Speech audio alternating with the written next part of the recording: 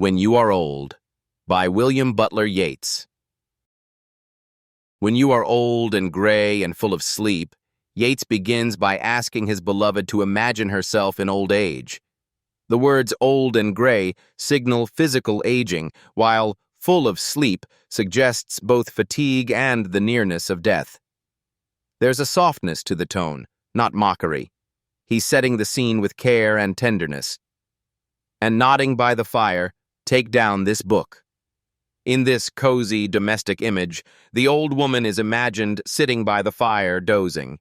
Yeats then asks her to take down this book, referring to a collection of poems, likely this very poem. It's an invitation to reflect on the past, and slowly read and dream of the soft look. The pace is slow and deliberate.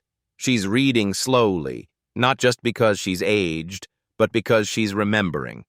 The soft look suggests a gentleness in her once youthful eyes, something that lingered quietly in her expressions. Your eyes had once, and of their shadows deep.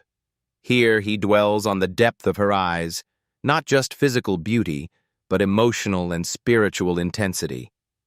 The shadows deep hint at mystery, experience, and possibly sorrow. He admired not just what was seen on the surface, but what lay beneath. How many loved your moments of glad grace? Now the speaker acknowledges that many people admired her in her youth. The phrase moments of glad grace suggests those fleeting times when she was vibrant and joyful.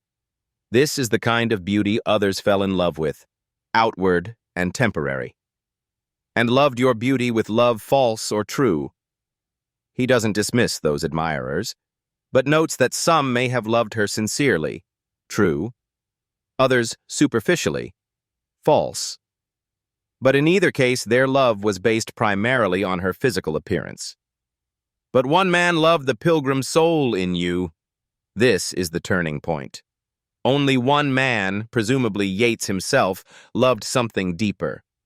The phrase pilgrim soul is rich. It means her inner self, her questing spirit, the part of her that searches for meaning and truth. This is spiritual, not sensual, love. And loved the sorrows of your changing face. Not only did he love her inner self, he also loved how she changed. Sorrows of your changing face refers to aging and the emotional history written into her features. He saw beauty even in her vulnerability and decay, not in spite of them, but because of them. And bending down beside the glowing bars, this line brings us back to the image of her by the fire. The glowing bars refer to the metal grates of a fireplace. She bends near the fire, perhaps to warm herself, perhaps overcome with emotion. There's an intimacy in this moment. Murmur, a little sadly, how love fled. She's not just reading. She's softly speaking to herself. The murmur shows her quiet sorrow. She realizes that love has fled, that the man who truly loved her, and the love he offered, is now gone. There's regret, not for her lost youth, but for that missed connection.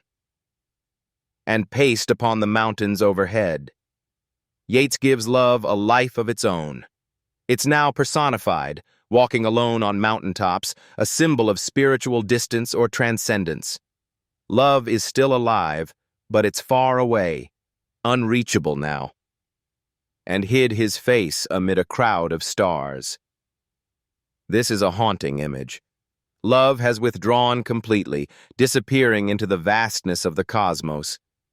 There's a sense of finality here, not just that love is gone, but that it's eternally lost in the stars, beyond the reach of the aged speaker. Final thoughts.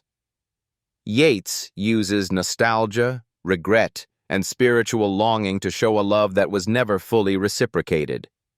His love was not shallow. It was based on who she was at her core, not how she looked. He contrasts this with those who loved only her youthful beauty. This poem, though short, deals with aging, memory, lost love, and the soul's journey. It's quiet, but devastating. It tells us that real love sees beyond the surface, and that not recognizing it when it comes can leave a lasting void. Please like and subscribe to my channel, and click the bell icon to get new video updates. Thanks for watching.